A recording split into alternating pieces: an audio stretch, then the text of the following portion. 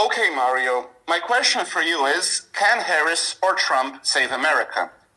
What is your answer to this question? Hi, Robert. Nobody can answer that. I don't think America can be saved in any sensible way. Can be probably improved to some extent, but America is, in my opinion, on the way to destroy all values. We will see what will happen. If you ask me about just current situation, who will win and who can maybe, let's say, be more beneficial to America, we can discuss about that. What? Well, before I answer the question, I have to list the 7 Noahide commandments for Gentiles, and I will compare American society with them, with the standard of those commandments. I think we will probably agree about many things you will say now, no matter I'm not Jew or I'm not following Judaism. So I guess we will agree. So please continue. Okay, so first and foremost, we have the prohibition of idolatry. So instead of worshiping God, most Americans worship a person called Jesus. Then we have the prohibition of blasphemy. America has a constitutional amendment protecting blasphemous speech. The prohibition of eating meat that was separated from a living animal. Practically speaking, eating store-bought meat that comes from the large U.S. slaughterhouses is no longer a problem. Although they aren't required to guard against that specific issue, the slaughtering regulations and guidelines they do have in place make it very unlikely that it ever happens if the animals are properly bled out between stunning and butchering. Then it is very unlikely that any given piece of this meat in the grocery store was cut from a still living animal. The prohibition of murder and injury. In 2020, there were 930,160 abortions in the US, an increase of 8% more abortions than in 2017. At the same time, fewer people were getting pregnant, and among those who did, a larger proportion chose to have an abortion. Recently, the Supreme Court did overturn Roe versus Wade, ending the right to abortion. And in this upcoming election, the right to abortion is, because of this, a major political issue. The prohibition of forbidden relations. Now listen to this carefully. In the USA, the porn industry generates between $15 billion and $97 billion a year. More people view internet pornography every month than Netflix, Amazon, and Twitter combined. There are more than 42 million pornographic websites. So this data is absolutely stunning to me. So you can make your own opinion about it. The prohibition of theft. Shoplifting is now de facto legal in California, as we mentioned in the previous discussion. And lastly, we have the establishment of laws and courts. The Supreme Court of the United States ruled that the fundamental right to marry is guaranteed to same-sex couples. So, in light of this, I think that Harris or Trump cannot save America, because a country whose sins outnumber its merits is liable to be destroyed immediately. And the only thing that can save America is national repentance. That is my opinion. Many of my Jewish friends support Trump because they believe he is better for Israel, and I believe it's true. I agree with them, because Kamala's strategy is to destroy Israel through sanctions. But even my friends who support Trump, even they admit that Trump can prevent the downfall of the U.S. So that is the situation I believe America is in. Yes, I totally agree. You stated quite precisely what is the cultural landscape today. Not today, maybe last 100 years in the U.S. I can only I would rather take a stand without religious connotations. So I'm watching when I monitor, let's say, how Americans follow some cultural norms, freedom of speech, how they interpret freedom of speech. Even the hate speech is allowed. So where is the culture? Where is the respect? You know, the shaming in the politics. I've been watching few debates on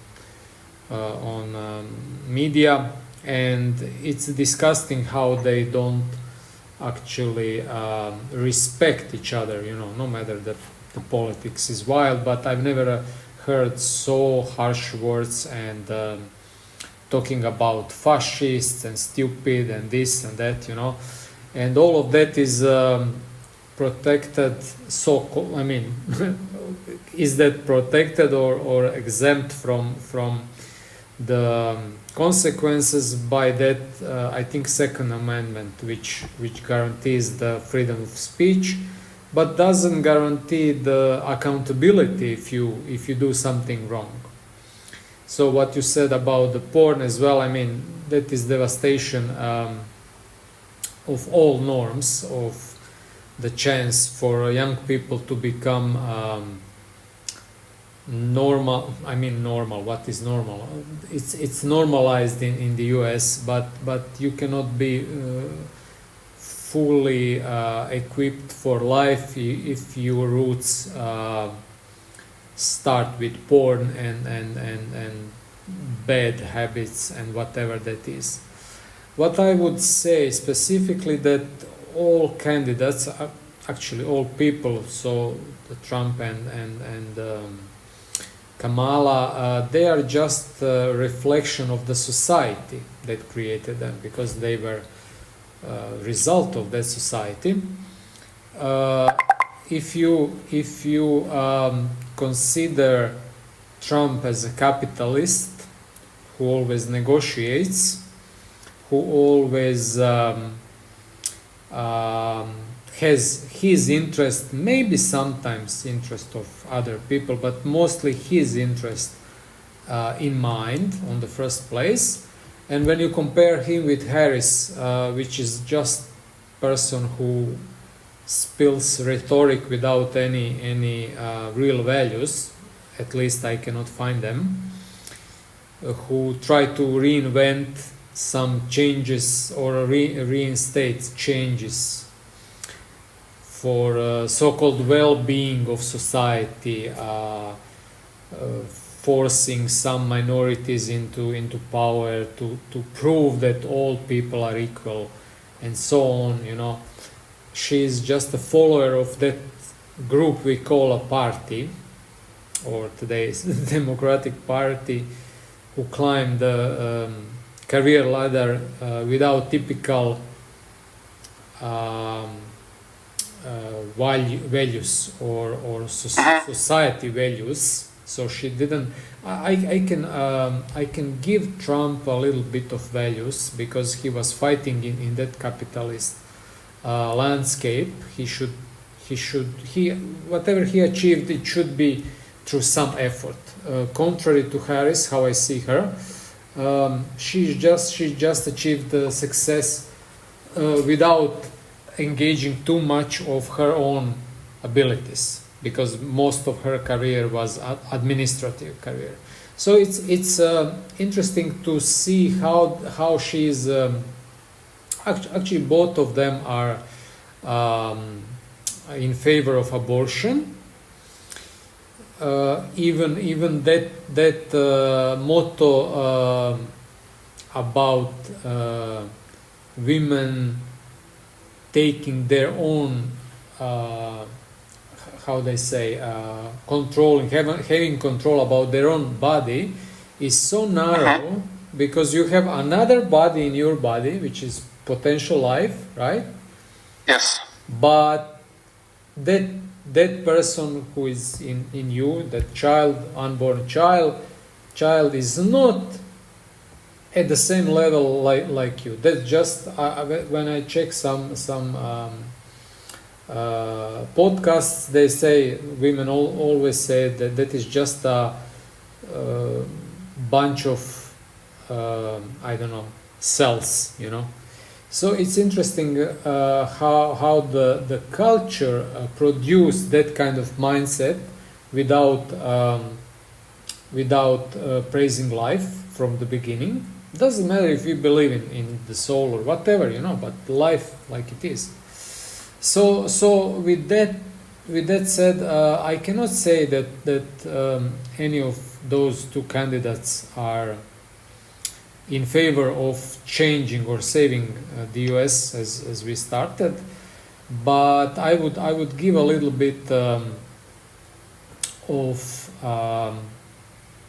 advantage to Trump, because I don't think there could be any from that culture which is in the US at the moment. I don't think anyone can raise to power being radically different than those two, because society can produce only the members of that society in accordance to society rules. If society is bad and inherently installing bad values and non-traditional norms, it's very hard to get out of that kind of mindset and be totally different person. However, I agree. yes, so I give a little bit advantage to Trump, because I think he can maybe be the first step. Of course, they cannot say that nothing will happen in one term of presidency. That's, I think, a journey. I think if he can change some things, that could be a first step in the bigger change. However, knowing the history of the US, what you were talking about, porn industry, all the things which are so-called freedoms without accountability, that is my biggest problem, because I'm always for freedom. If you have freedom to kill, you need to be accountable. If you killed somebody without reason, you need to be killed as well. That's accountability. But if prosecutor says, oh, but you know, give him second chance, third chance, 100 chance, what is that? That's no accountability. That gives a wrong signal to the society and members of that society. And of course, the result is deteriorated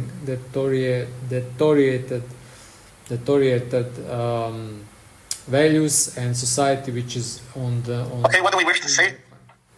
Sorry? What do you wish to say? Deteriorating. Deteriorating. Oh my goodness, so hard. Okay. Sorry. So yeah, that's my kind of